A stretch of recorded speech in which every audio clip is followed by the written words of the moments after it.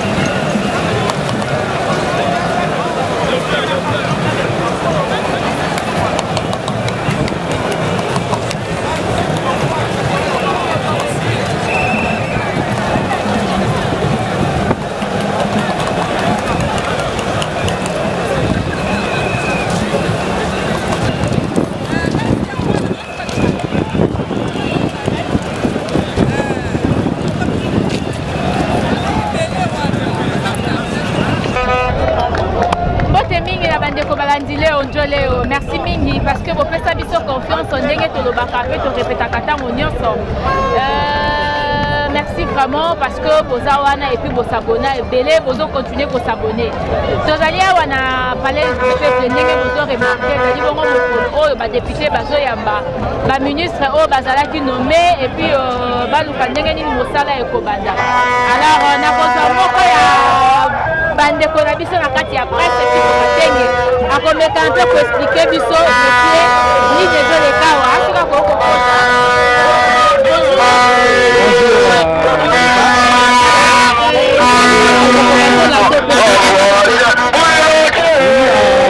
je me nomme Chicho Katenge, Chicho Junior Katenge, juriste indépendant.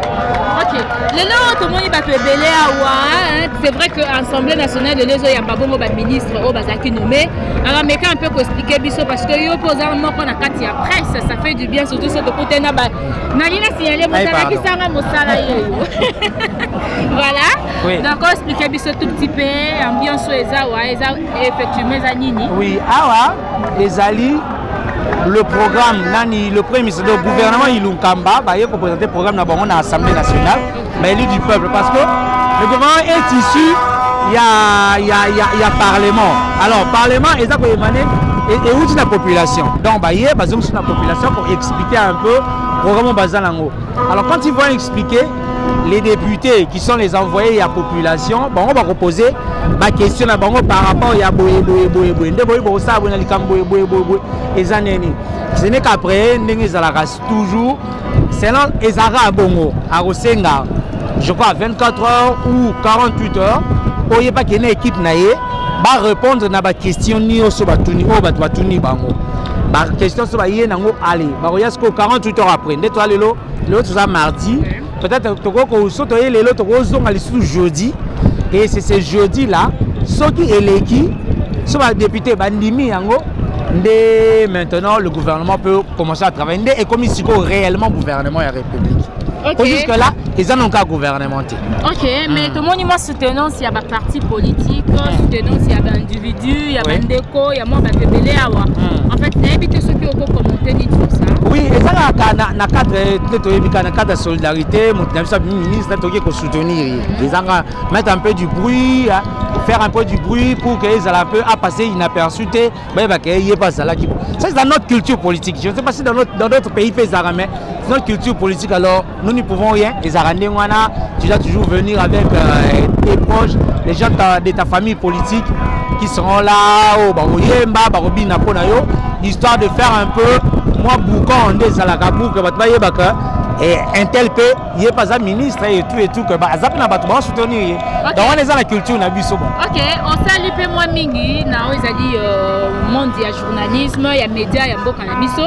Alors on a expérience autozui, na bande ko ba les cas qui diriger biso, na expérience auto kolinga tozwa, na gouvernement il y a Félix il y a Liboso, na éviter ceux qui au senga bango basala nini parce que peuple congolais zoze la mara rebelle. Ah oui, peuple congolais a les alternance, c'est la première fois ngana mona. Du moins, aussi c'est la première fois que l'UDPS et continue à quatre gouvernement. Maman UDPS quand le gouvernement a reconnu n'est pas limité. Combattant bétinéité. Vous comprenez? Donc combattant côté cabinet, combattant comme il travaille. Première fois, total à Siko, nous les avons à l'œil. En tout cas, nous les avons à l'œil. Total à Siko, comment est-ce qu'ils vont travailler? Parce que c'est une première. Bah oui, on va côté dommage que Boyan peut arrêter. Bah oui, on va côté qui en tout cas va salir, va tourner. En tout cas, j'ai vu un peu. Tagara oui, on continue à parler du peuple. Donc c'est que tu continues à faire Moussous. On va côté à côté. Événement na bango bango de vas-y pouvoir. Alors donc c'est un peu ça. Donc c'est une ère nouvelle qui commence et ça tape sur gouvernance à Sika et ça programme à Sika total et puis bien et bandit avec l'enseignement gratuit total à ce que ça va donner à la fin. Mon conseil, la bango ba ministre reprise bas service congolais nini. Batali bazo penser kaka bokondi oyo ngana famille. Oui. Ce qui est bien dans tout ça, surtout en fait, c'est que dit à travers nous Namarambouya Mbokate, à sa manière personnelle en Mbokate, il a vu tout le monde. Aïba point fort, il y a battu. Atali, à mon niveau président Nyon surtout. Du moins, Aïba histoire Nyon surtout. Aïba histoire politique, il y a Congo très bien. Alors, à mon après ministre Nyon surtout. À mon niveau, point fort à battu, à la place, il va échouer. Alors lui, il n'a pas droit à l'erreur.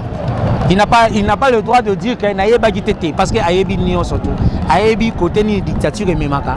Ayebi démocratie zanini. Ayebi injustice zanini. Ayebi la justice zanini. Donc lui n'a pas droit. Donc ce gouvernement n'a pas droit alors parce que c'est le gouvernement non seulement de Ilukamba mais d'abord de Félix Tshisekedi. Parce que Ilukamba c'est lui qui est responsable devant le parlement mais s'engage Félix Tshisekedi directement, c'est son pays maintenant, c'est sa police, c'est sa année naïe, sa armée naïe, enseignement naïe, rentrée scolaire naïe, économie gratuit, c'est ça. Merci beaucoup, Chicho. En tout cas, merci beaucoup. Voilà, nous continuons. Merci beaucoup merci. Et bon travail. Bye. Voilà, donc nous continuons. Nous allons prendre des interviews de certaines personnes.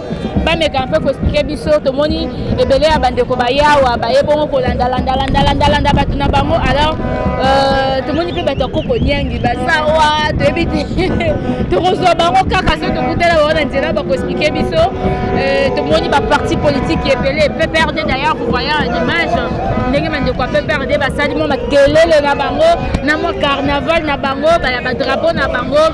Alors l'ambiance est vraiment à chaud ici et nous allons continuer comme ça à prendre des avis de gens et à tout de suite.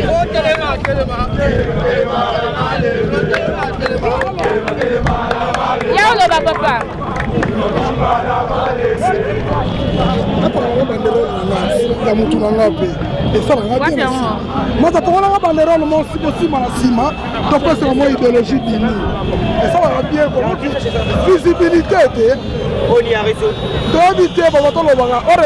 Internet, Léon Joléo.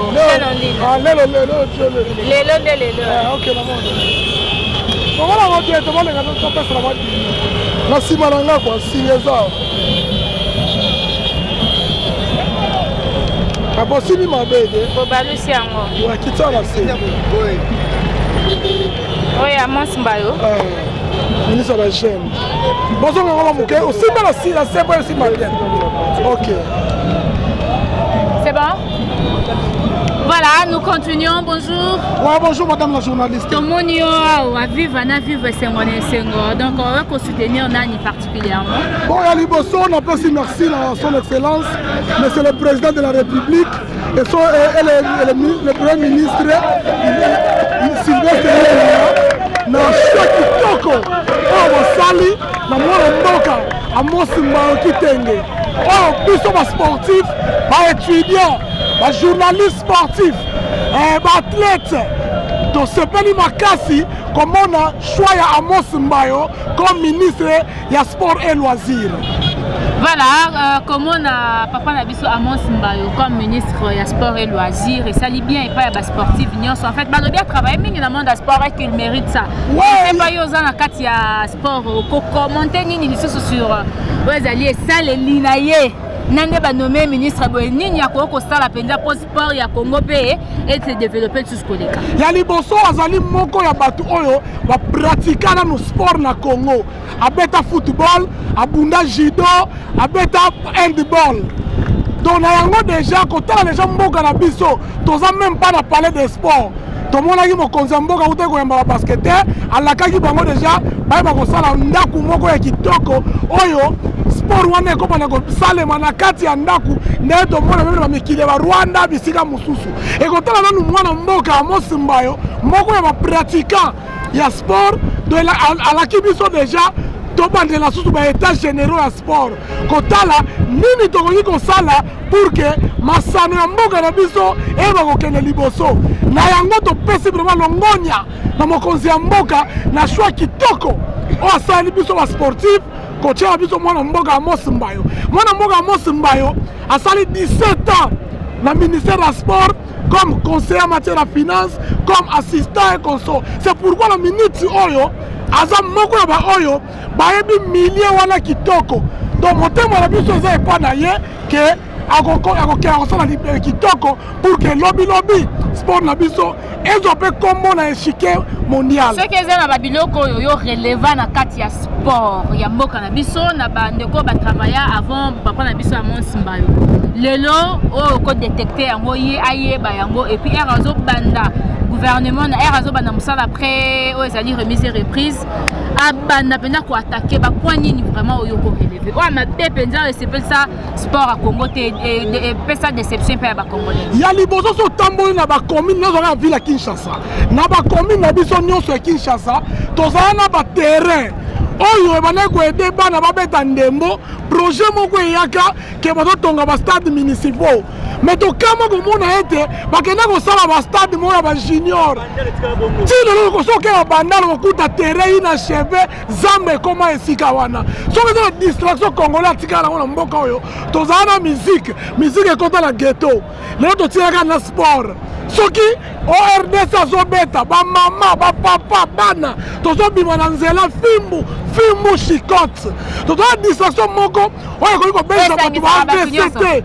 oyo ekosangisaka na bato maboma na bato oyo bete batanga te ezalaka sport na yango tosenga na ministre ya sport ayeba kotala biso likambo wana bakote wana mpe kotala ya part ça koyeba mpe kotala tozanga na football te comme sport na RDC lelo yo handball côté aza kutu président na décembre bazoke beta mondial na Japon tokolinga mpe quelque part bendele ya mboka emata na ba judo ba basket ba handball biloko na nyonso tolango eza na kati ya masano ya Congo c'est pourquoi mpona biso basportif topeseka longonia aza vraiment na soutien na biso pamba te azali moko ya baoyo bayebi milieu ya sport ya RDC.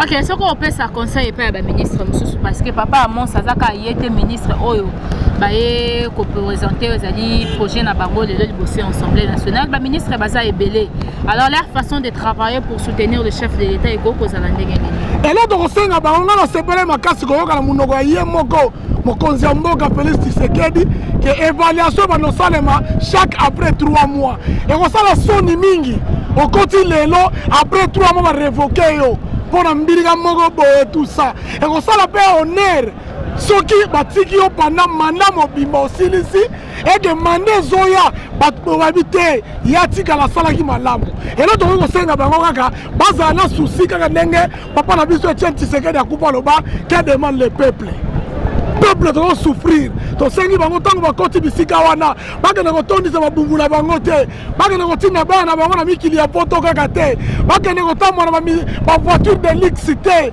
bakoma kobwaga bango na ba musicien à tout moment te mais batala mpe ndenge nini bakoki kosala mwa musala oyo kosepelisa peuple congolais mais aliboso tosepela mokonzi ya mboka tomoni bajeune bakoti na gouvernement naza kuwa na masa na ngai le docteur Yves Taniba IDPS, la Ligue des Jeunes, la monde va tirer le ministre du Tourisme.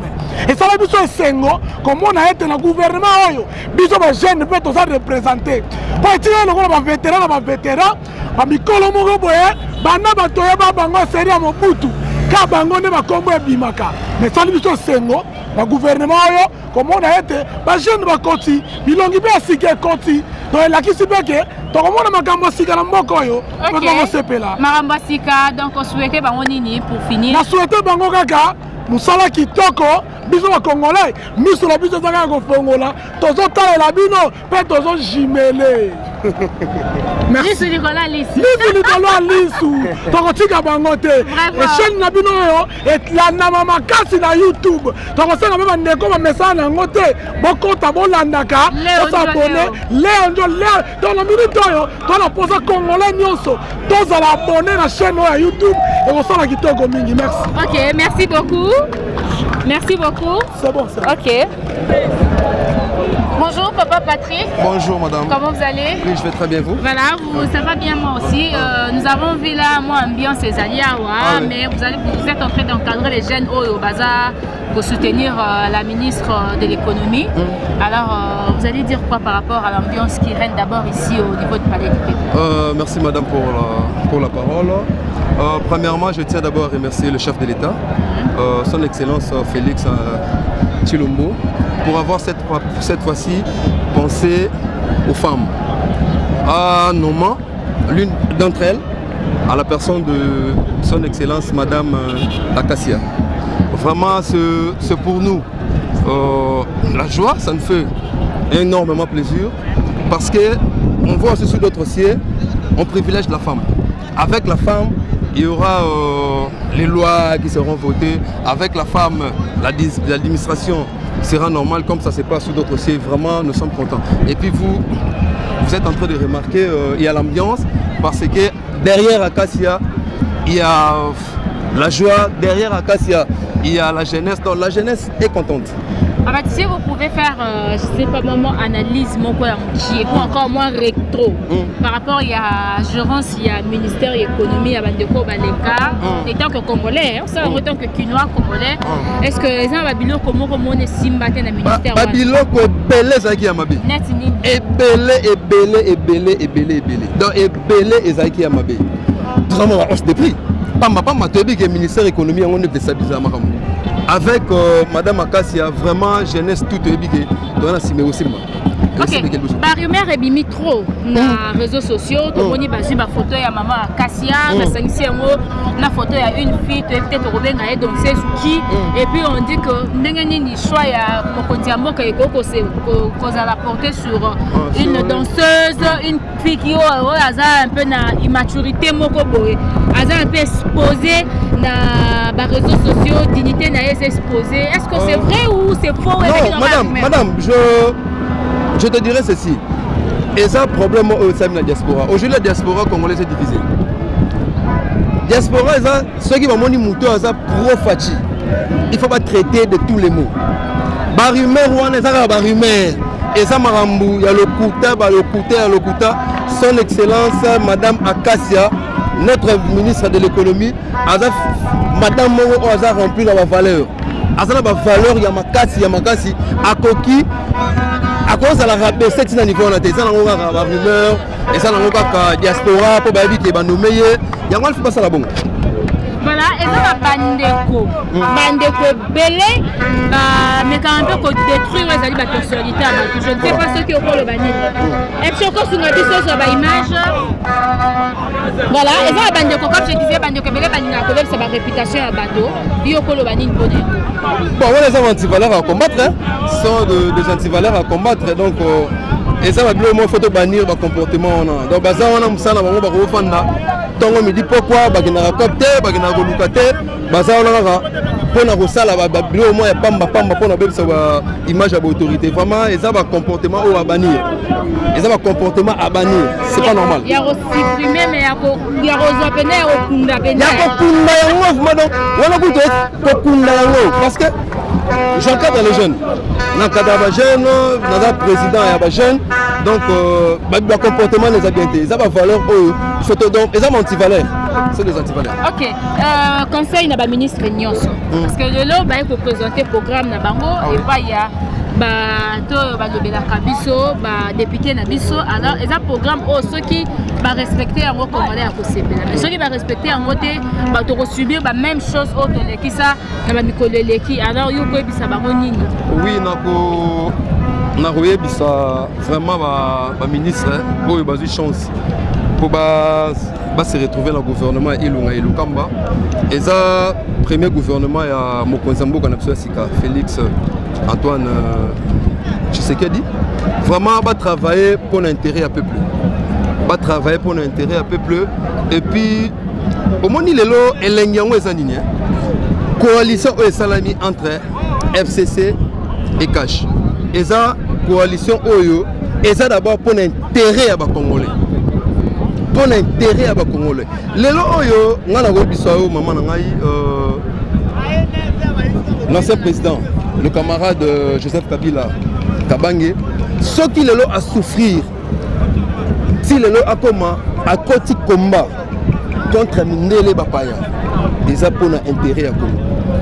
Donc, le ministre Nyonso Obaye, Balanda, esprit wana, Oyo, ancien président, Apronaki, un nouveau président, Oyo Nango, Kopé Sabien, surtout jeunesse peut se retrouver. Vous savez, Maman Acacia Salanini, Maman Acacia, moi, loco, moi, innovation.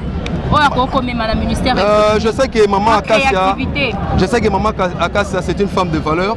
Aza femme au hasard remplie na ba esprit a bien ba idéologie sika. Vraiment Maman Acacia rajeunir peu un peu secteur peu économie. Rajeunir en micro ba l'équipe trop. Rajeunir quand ça fait ba jeune compétent, pas kota kota marambe ça bien. OK, merci beaucoup. Merci madame. Voilà, vous avez aussi un mot à dire, un mot à ajouter. Bravo à madame Acacia. Voilà. Ça c'est le c'est une maman. Vous avez un témoignage naé? Oui. Nabandaki nalanda combat naé depuis longtemps, depuis l'IDPS, en France. Alors ba massa na ngai parce que nous avons besoin de la caméra. Je suis des fois qui sont sur l'image, ba massa na ba marche na IDPS. Dans un moment où tu boyé, tu suis quand les locaux lobby, maman pas tu andi ko bundana, tu no bunda bitumba oyo. Dans ya kala, vu que chef de l'État a reconnaissant na ba lit ya bato ba bundaka pour na IDPS, ne te suis aponi moko na biso. Dans ça yé moko te ba c'est belé mais parmi ba meilleur, a su moko pe a meilleur. Ne le grâce à bande ko belé ba critiquer ba bindé ni chef de l'État ko ke ko so mutu avanda na poto et tout ayebi ba passe ya ba congolais te ya mona ngona musika nepte ko lo bani pone. Maman, son atemu la patron nga moi j'ai des traces ici ya ba poto ya ba marche na ça. Na sala ba marche, faut pas que l'État IDPS ali parti mon ali sur le plan international. Bato ba bunda ana ki ça bazali. Entre autres, je suis présent dans la chaîne IDPS. Abondé avec ça. Yves, Basuye. Je ne sais pas si Libanda ya Moka Bazali. Entre autres, Bakassia. Babunda pe Libanda ya Moka. IDPS a combattu. IDPS plutôt non combattre Kabila. D'abord Mobutu, Kabila pas Kabila fils, Libanda Tinakati. Dans les parmi bateau pour la valeur, bateau yo babunda pour la valeur pour la démocratie. Ça c'est la méritocratie. Je ne sais pas si je peux comprendre. Ça c'est la méritocratie. Cette dame a mérité. La patience aussi paye. La fidélité aussi paye. En tout cas, on va débaucher dans mon poto. Mais elle est la constante. Dans l'ITOL. Voilà pourquoi, quant à moi, je remercie seulement le chef de l'État, son excellence, na choix porté pour la maman Oyo. Vraiment, à ça, les choix, moi, il y a ma bête. Il y a ma lame. Voilà, bisa maman Onini, peut-être à cause de l'Ibakou, il y a la vidéo Oyo. Ce qui est un message par rapport à Moussala, na engagement Oyo, à une charge il y a diriger l'économie à la République démocratique du Congo Mobimba. Bon, pour l'anga comme conseil, le fait d'être ministre, ce n'est pas un sujet de gloire, mais plutôt c'est une lourde charge, lourde tâche. Imposé dans un service nation. D'abord c'est une jeune maman a travaillé beaucoup plus pour l'intérêt de la jeunesse, a relevé l'économie à Mboka Oyo parce que moi Libanda ko IDPS biso to na pouvoir to la saké biso to travailler qui to no bunda pas maté 37 ans li a pas maté.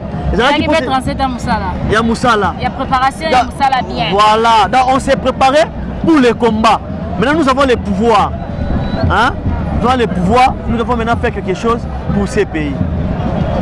Ok, conseil de la ministre Nyonso, Papa et Maman Kassate, ce qu'il faudra englober un conseil par rapport à Moussala, au tâche, au engagement, au basu, au diriger Mboka, pourquoi il y a des gens qui se comportent comme des Congolais, au baso de l'innovation dans le bébé. Le ministre est esclave du peuple. Ce qui est là, qui est bavure. Mais tout le monde est mis sur le peuple. Le peuple en 1960, le peuple en l'an 2000, le peuple en l'an 2019. Le peuple a trop déjà prôné sur la démocratie et les valeurs. Déjà l'impunité, ça a déjà révolu. C'est ce que le chef d'État avait parlé. L'impunité a déjà révolu. Esclave de la population, esclave du peuple. Chose à manger à Nîmes. Bapé sa bagène misala. Maman Kassia a kanisa biso bagène. A travaillé na bagène. Parce que vous allez à venir à demain. Je ne sais pas si je peux comprendre. Vous allez à venir à lobby à travailler pour la biso, pour l'intérêt de Moka. Parce que Moka Oyo est élément. Parce que quand la gouvernement se bime les cas, machine basala quitté. Au sein de la innové nini dans le monde économie en Mboka na biso. Parce que tu as dit que problème, si tu as un problème économie, les alliés. À quoi banda wapi, pour bandeligno c'est à la marquante.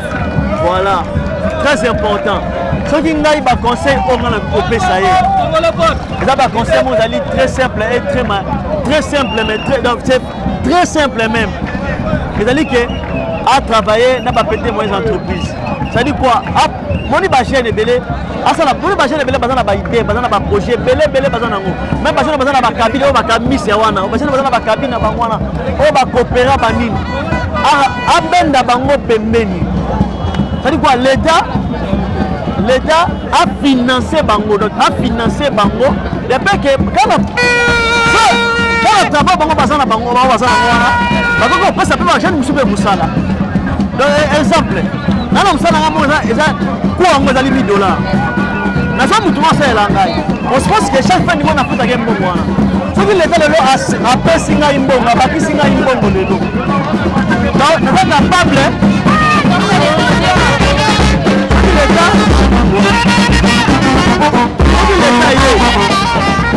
A financer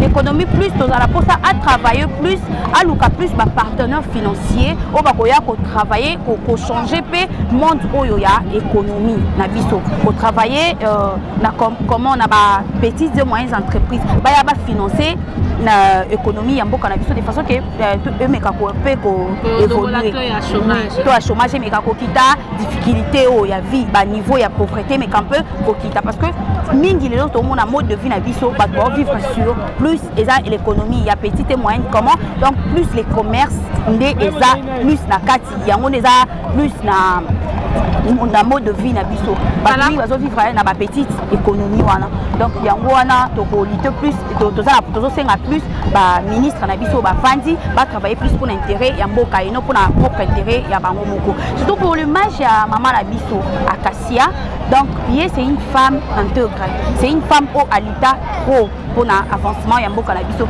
et ba on est sur ka ba saluer yé ba saluer image na yé na ba réseaux sociaux des vidéos ainsi de suite asa une femme mariée, c'est une mère de enfants ou avant d'akabana, c'est une femme au foyer et à travailler à Capé pour une femme d'ailleurs respectueuse, oui, c'est une femme intégrée, une femme respectueuse, une femme digne. Donc azate pour les petits rimères wana. Bon, on a propagé par rimères wana, ce sont juste des jalousies. Pourquoi on l'a choisi elle? Mais ce qui les chefs de l'État l'a choisi, et ça pour une bonne cause. Donc c'est un peu ça, c'est pour une bonne cause, pas que c'est une femme où la tête fonctionne, la tête travaille, à travailler bien pour l'avancement, il y a beaucoup de donc biso to pesa confiance et à travailler, à lutter, à même un peu économie à beaucoup biso et mata. Voilà, merci beaucoup. Ezaki bongo message à jeunesse. Oh ba meka qui un peu message à ma ministre Asika et pourquoi pas particulièrement plutôt dans maman Acacia donc Bandubola. Merci beaucoup Nabino Bandeko Bozaki Nabiso. En fait, ambiance César Yamakasi, ba ministre Baza et Belé. Nous allons continuer comme ça à Kozwana nous ba biloko ezo les cas ouais. Moi ba ambiance César wa moi César la partie politique on a ma ambiance ezo les cas ouais. Ça sera à travers notre caméra de Bokomo d'ailleurs. Merci Nabishi Image, merci le coordonnateur Odon Boulamba et pourquoi pas merci Nabishi Pouta. Donc ce qui est dans l'intégralité où ils mouvement ambiance ma ambiance ezo les cas ici quand on a 4 y a parlé du peuple.